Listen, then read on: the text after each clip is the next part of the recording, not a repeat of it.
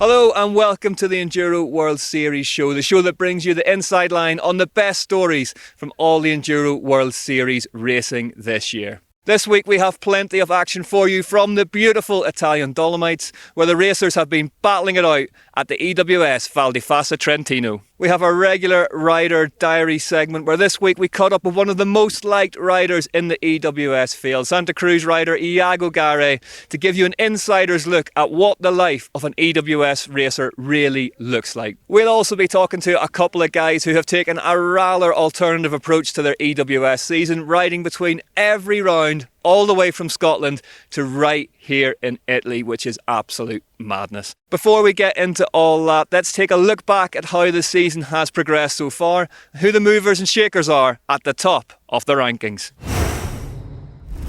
The 2022 EWS has started with a bang, and the racing has been closer than ever.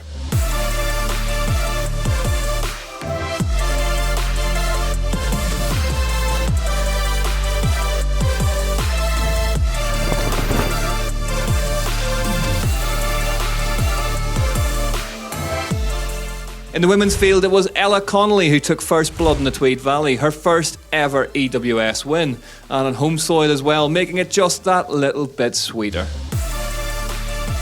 She backed us up with a third place in Petzen Jamnica and was looking to be on a flyer this season, but unfortunately a crash in practice here in Val di Fassa Trentino has ruled her out with a broken elbow. At round 2 at EWS Petzen Jamnica, it was Isabeau Courdurier who was able to make the most of the long stages to take both the win and the lead in the overall championship.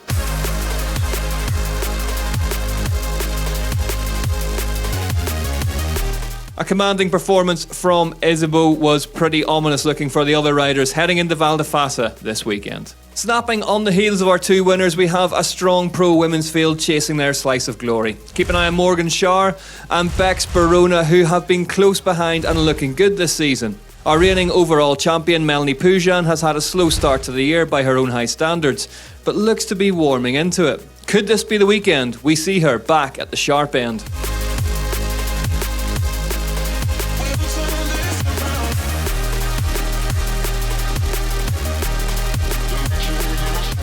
In the Pro Men's Series, it started off with a familiar looking state of affairs on the top step at round 1. Richie took the first win in the Tweed Valley, redemption that must have felt good after his disqualification there at the end of last season.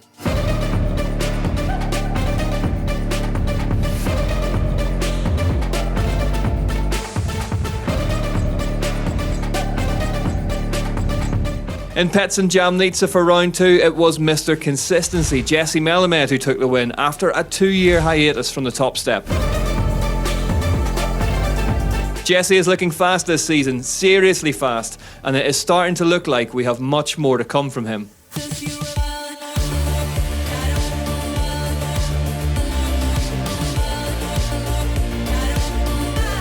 Behind these two is a packed pro men's top 10 of talented riders to keep your eyes on. It was hometown hero Innes Graham who won the pro stage and finished third overall in the Tweed Valley.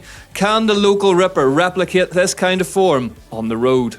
Eddie Masters is another rider who has been consistently up there, and he now sits in third in the overall rankings. He's been racing smart and fast this year. A stage win on the monster 5.6km stage 5 in Petzen Jamnica means that the long, rough stages here in Val di Fassa will be no problem for the Kiwi rider.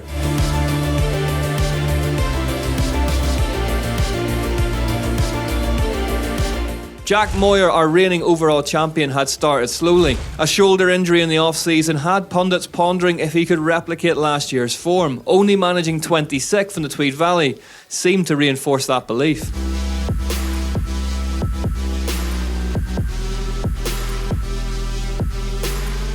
However, a podium in Petzen Jamnica proved that he is on the way back to the top step.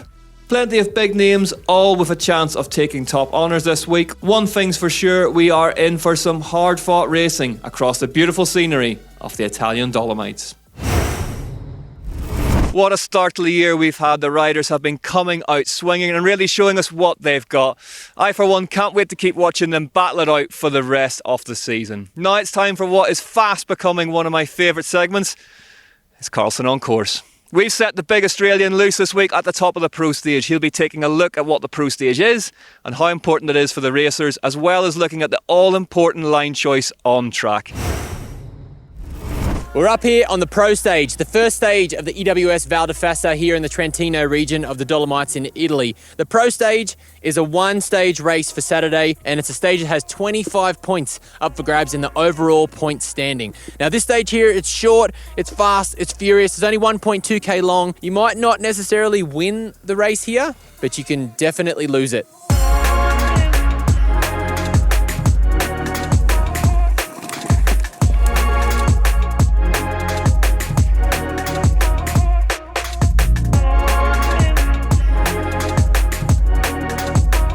We're up here on the pro stage. We've just dropped in a little bit. Dan Booker, mate, what's the vibes up here today? What are you looking for?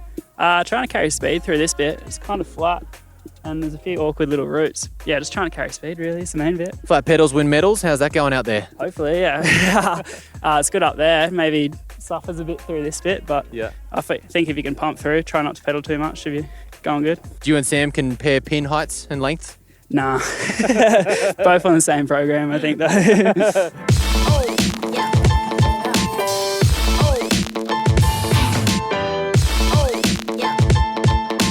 Entrance to this. Whoa! Yeah, that's not what you want to happen. Noga, what are you looking at up here? There's a bit going on in this little section. What are you chasing? I'm chasing the safety. The safety? Actually, yes. I couldn't find it so far. It's for sure the hardest stage we had this year. Yeah. Very physical, a lot of routes, and I have no idea what to do here. All right, we're down here on the lower part of the pro stage. It's definitely a bit slippy and there's a couple of big monster routes in this bottom bit. Now we're very close to the finish here. You want to maintain really good speed and momentum through these final few sections. And there's a couple of big maneuvers down here through these trees here. Jared Graves, what are we looking for here? We're looking for good exit speed. There's a few different lines. People are either going straight through the middle and usually dropping low, or set up high, get down low and then cut across, and that's sort of looking pretty good on the exit for the flat straight after it. So it's like either go fast in and slow out, or slow in, fast out. Is there a bit of a risk versus reward scenario here with this big tree root on that inside there?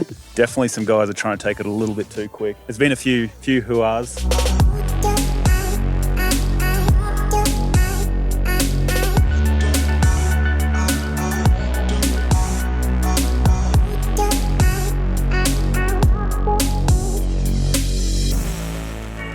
No sleeves, no worries for young Greg. What are you looking at here, bud?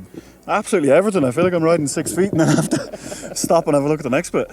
It's a real tricky track. It's when you get it nice, it's good. When you don't, it really punishes you. You think the slippery conditions and the overnight rain has made it a little bit more treacherous than it would have been otherwise? Yeah, I think the routes will be slippy regardless because they're pretty fresh and it's quite slow. So you're not just like pinging across the routes and you're passing them, you're right on them. So if you do hit a route, it really throws you out. How do you think you're going to be feeling at this stage? We're a few minutes in, we're just near the finish here. You think you're going to be a bit cooked at this stage, or you're going to be trying to suck it in the big ones? Yeah, no, I think this one's going to be surprisingly hard because there's a new climb like quite near the top, and there's a lot of little sprints out of the corners. It's a real intense stage, so you'll definitely be on the rev limiter down here. Wow, what a stage the Val di Fassa Trentino region has served up for the pro stage here at round 3 of the Enduro World Series. There's plenty of routes, there's plenty of rocks, there's plenty of jank to keep the riders puzzling. They've been up there practicing all morning, so we're eager to see how the racing unfolds this afternoon on a fast and furious and violent little stage to kick off round 3. Thanks, Josh. Great insights, as always, from out there on the stages. The life of an EWS racer can be a full-on experience, with races often back-to-back. The racers are straight on a plane or in the back of a van after the race and on to the next one. One rider who does it all in his own unique way is Iago Garre. Riding for the Santa Cruz SRAM, Iago is one of the most stylish riders both on and off the bike. He looks after his own race programme and makes sure to enjoy himself along the way. Let's take a look into the life of an EWS racer. Hello.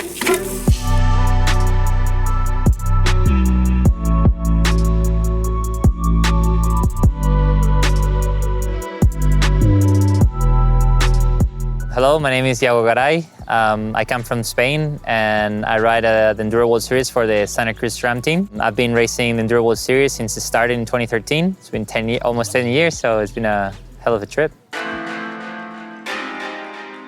Hey, you do a cool trick, okay? Yeah! Sorry about that.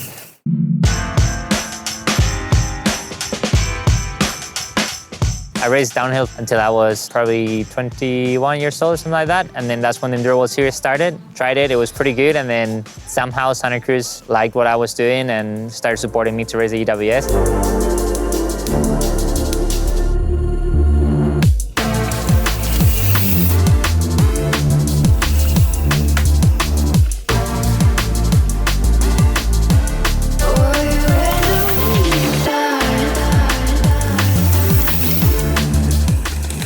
Pretty unique team. It's very different to other factory teams you see around here. You know, they allowed us to choose some of our own personal sponsors like clothing and stuff, but they provide us with like a full bike. This year we have a different setup. We're traveling by ourselves, but we get all the help we need with like the parts we need and, you know, like nice accommodation and ways to get to the races. So it's really nice and gives us some freedom to do what we want. Some of the factory teams here have a lot of staff, have more people helping in. So they will have like probably a physio, a road manager that plans everything for them, someone that buys or cooks the food. They'll have mechanics that takes care of the bike. My setup right now is just, I'm doing all those roles. I call this the Spanish wash. In Spain during the summer it never rains, it's only dusty. So whenever you're in for like 5 or 6 days and there's enough dust there to make it kind of look dirty, you just get a rug out and give it a little wipe. It's pretty good today. Like it was so loamy. It's good that there wasn't any mud around. And now I'm saving some time going to standing in the queue for the pressure wash. It's really nice because, you know, I get to travel with my girlfriend. She's also racing, and it gives us the opportunity to, you know, decide when we're going to be at a race or where we want to stay, what we want to do, or if we want to like travel with friends or something. It's a bit more flexibility.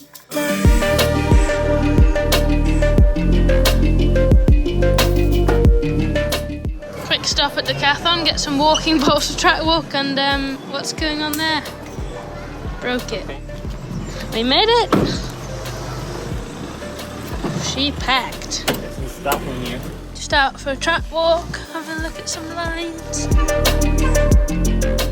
Yeah, when we have back-to-back races, it's always a bit of a scramble to get from one to the other, right? So you're super tired from the racing and you have to pack up to leave your accommodation really early, but usually you just chuck everything in the car and then try to get to the next accommodation. And then Mondays are, you know, with the travel and the race is a bit exhausting, but then luckily we have a couple of days. So on Tuesday I'll, you know, try to like go over the bike, clean it, fix whatever it's not working properly, catch up on, you know, emails or anything you need to do. So I guess I'm a pro athlete, but I have my own company called Bro, and we make frame protectors. I'm in charge of a little bit of the marketing and creative side of things. So working with brands to make collaborations with them or coming up with new design ideas. There's a lot of like work in between the actual work, but it's something very exciting, you know, when you go around the world and you see someone with that has bought something that you've created and you've made and you've shipped them across the world. Like, it's always such a rewarding experience.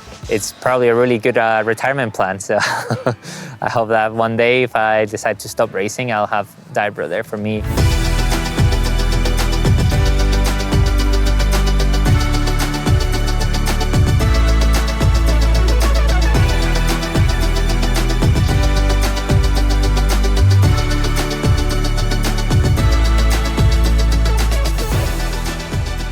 Past that, I just couldn't find that mental space today. Like, you know, it's the third race in a row pretty much and fatigue's kicking in, so looking forward to get back home, recover, and a couple more weeks of training before the next round. Thanks, Iago, for sharing some behind the scenes with us there. He obviously has a pretty red hot washing machine to handle that white kit too.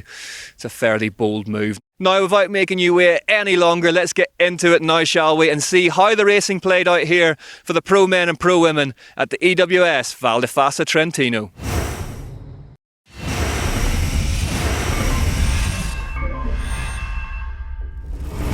42 kilometres of racing this weekend, some absolute belters of stages, and they culminated with the biggest. Tutti Frutti awaited at the end of the day as one of the most iconic tests in modern enduro racing. Saturday's pro stage kicked the weekend's racing off and set the scene perfectly. Isabeau Courdurier, the winner of the previous round, kicked things off with a win. Ibis's Raffaella Richter was second, and the Rocky Mountain race face rider Adriana Lanfia-Nadeau was third. Richie Rude, tied on points with Jesse Melamed on the way into this one, emerged with a handful more. Rude imperious and hunting down a third EWS overall title. But Jesse wasn't far behind. The Canadian champ was just a handful of seconds behind Rude and looking sharp, as was Slavomir Lukasic. The big Pole put down a stellar run to claim third.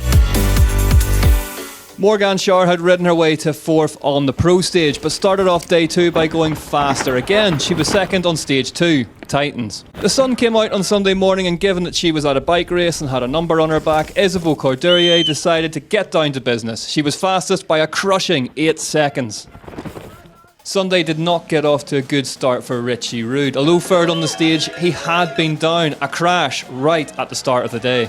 Eddie Masters, third in the standings as we arrived in Italy, rode well to take the second fastest time on the stage. But there was no catching Melamed.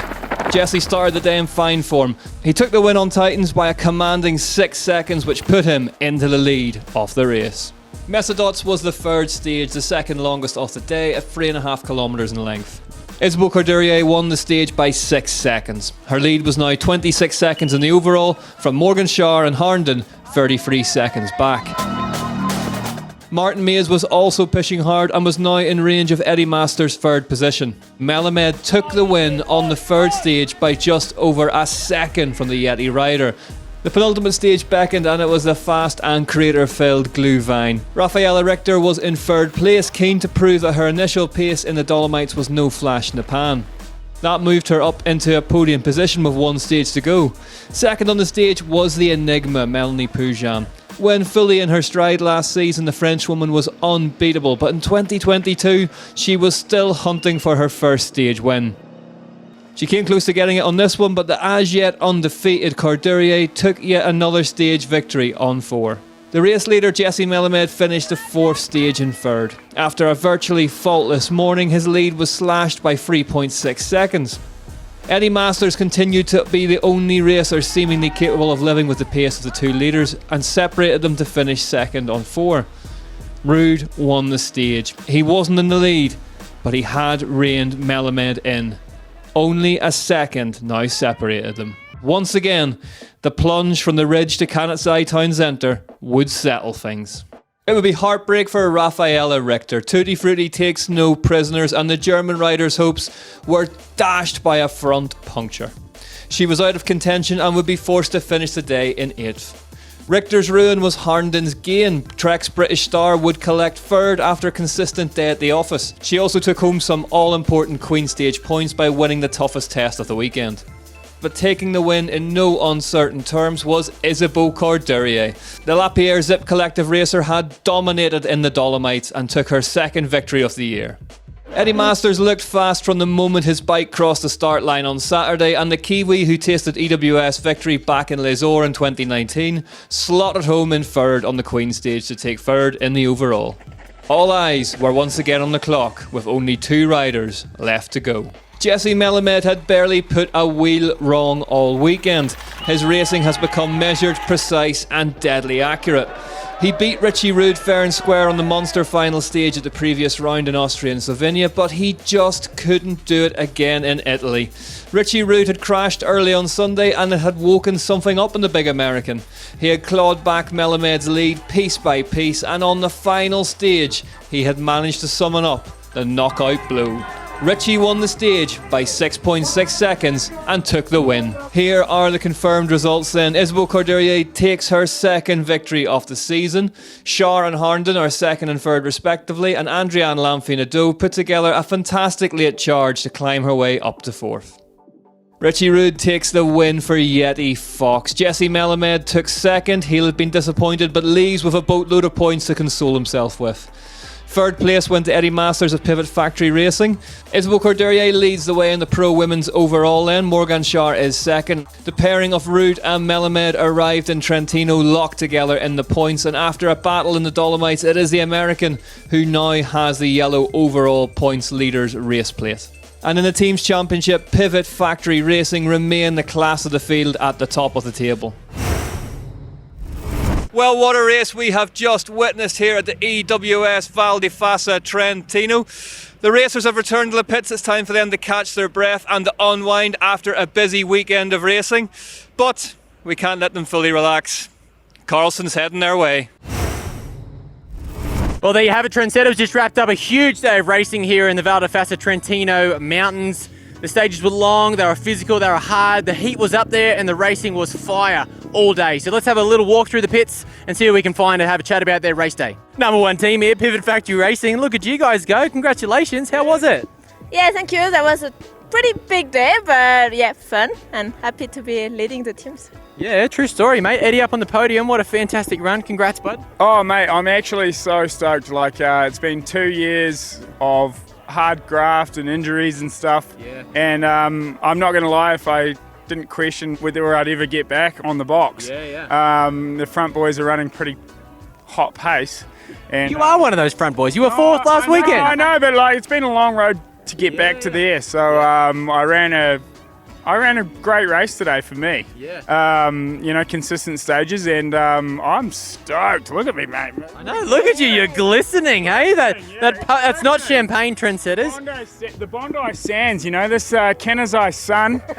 Yeah, we're glowing, and we've just got such a good vibe. Do you get to enjoy this moment, Eddie, or are you just like straight back on the horse? No way, man. I'm on a no bikes vacay from today till next Sunday. The two-wheel machine can just like piss off. What a fantastic result again.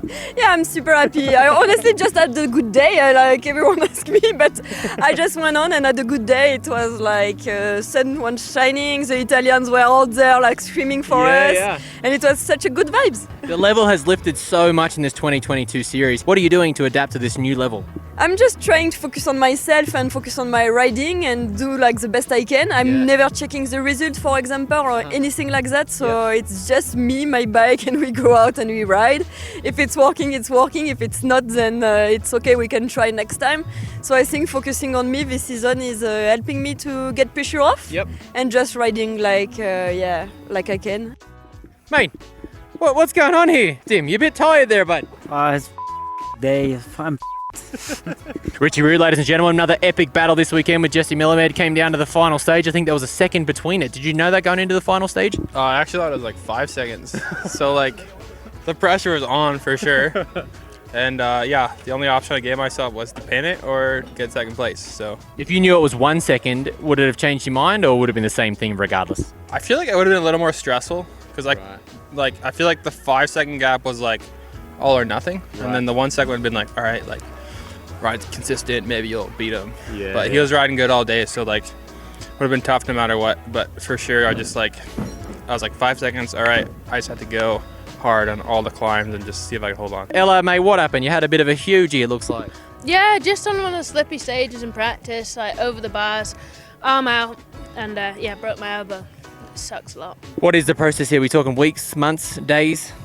I've been told 4 weeks in a cast, but I'm going to see another specialist next week, and I think we'll be able to cut that down a bit, and then just a heap of physio, and I'll be back on my bike as soon as possible, but just going to take it day by day and see when that is. Yeah. Have you got a goal in mind? Are you looking to Whistler? Are you looking to Crans Montana? Or what is going on in there? Oh, I don't know whether to put too much pressure on a race. Like I want to come back when I'm really strong and not just when I can ride. Like I want to come back and do well. Kev, how'd you go, mate? What a pretty good comeback. You've been on a bit of a tear the last couple of weekends. Yeah, mate, it wasn't bad. Like, just didn't have it today. What was the hardest part of this weekend? That pro stage cooked me yesterday, and then... It seems to be a common theme. A lot of people are cooked after this pro stage. It's only 3 minutes. Hey? Yeah, but it was real physical, mate. It looks super gnarly up there. The motors on our bikes. There was a lot of racing. I mean, we had multiple 7-minute stages plus that 12, 13-minute monster to finish. Yeah, and I liked the long stages, so I was excited for today, but when I just went to give it the berries, there was no berries to give. Well, there you go, trendsetters. Round 3 in the Val di Fassa Trentino region has delivered a monster race for our athletes in the men and the women's field. What's some of the tightest racing we've ever seen on these monster stages here in the Dolomites. The party is well and truly kicking off behind us. We're going to go and catch up with Rick to have a bit of a deep dive into the analysis of this race and see exactly how and who and what went down over this monster 5-stage event here in the Val di Fassa Trentino round of the Enduro World Series. Well, the pit party is kicking off behind us, Josh. I'm partly blaming you for what's going on down there, but let's talk about Jesse and Richie. I mean, if you're Jesse tonight, second place, are you happy with the points in the bag, or is it an opportunity missed? I'm sure it stings coming off such a high and a relief of winning last weekend in Petzen, but it might be a blessing in disguise. I think Jesse's going to go into this break leading into his home race, his biggest race of the year, with that fire well and truly lit. If he came here and won again, there's a chance he may have been a little bit complacent, maybe not trained quite so hard, whereas now, he'll be firing coming into Whistler, and all the pressure will be on his shoulders coming into Whistler like we've never seen before.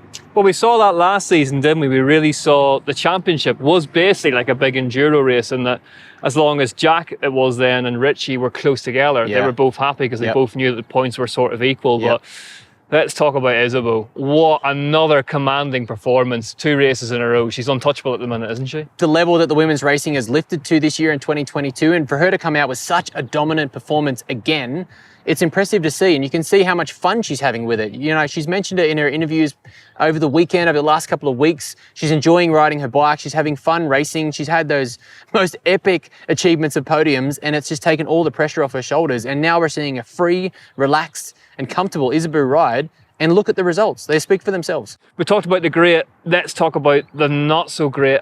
Another weekend goes past where it feels like the race has walked past Melanie Poujon. That's right, the defending champ. She's come off a huge high last year, and maybe something happened in Scotland when she hit the ground on stage 2. That was a massive impact that not too many people saw, so there could be something lingering there, and we've been on the road for a couple of weeks now, but North America is different. It's got its different animals over there. There's a whole different field of women racers that are going to challenge all of the Euros, so anything can happen, and maybe she's just playing her cards, keeping her cards close to her chest and going to bring him out later in the year.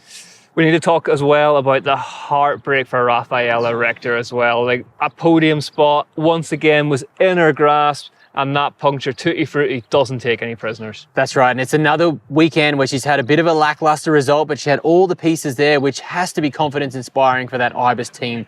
Few newer names as well in the top 10s as well. Alex Rideau, Reese Werner. How much did they impress you this weekend? Massively. The fact that Reese has come away with another great result, 2 weekends in a row, it's really boding well for the rest of his season.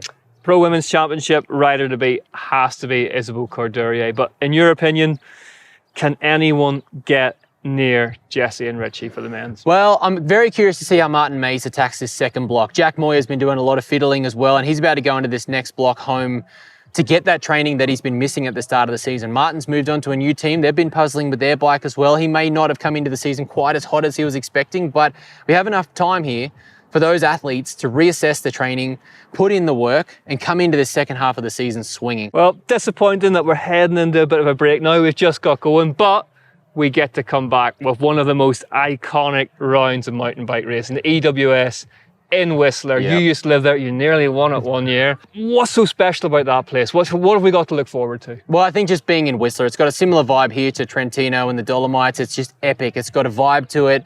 The mountains are massive. The stages are epic. And they're what we've all read about in the magazines and online for years. The deep dark loam, the roots, the rocks, the speed, the famous bike park. I mean, that top of the world stage is one of the most iconic stages in the world. It's over 20 minutes worth of racing.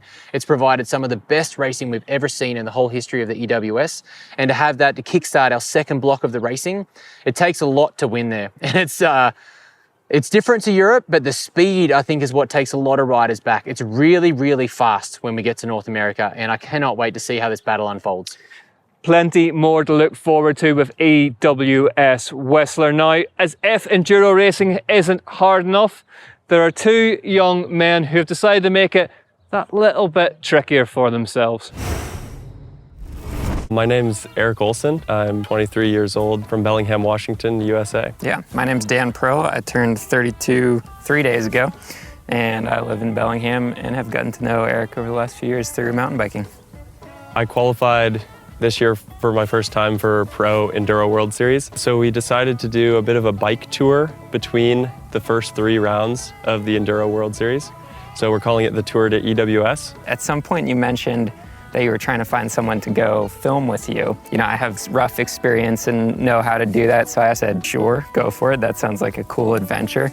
So we flew into Heathrow, took a train from London to Edinburgh, biked to Tweed Valley for the race, biked back to Edinburgh, train back to King's Cross, then we biked down to Brighton, took a ferry to Dieppe, France, and then primarily took trains with a little bit of biking around to get places. And then used a mix of public transport and pedal power to Austria for the second round. And then hit the road again onto Canazai for the third round in Italy.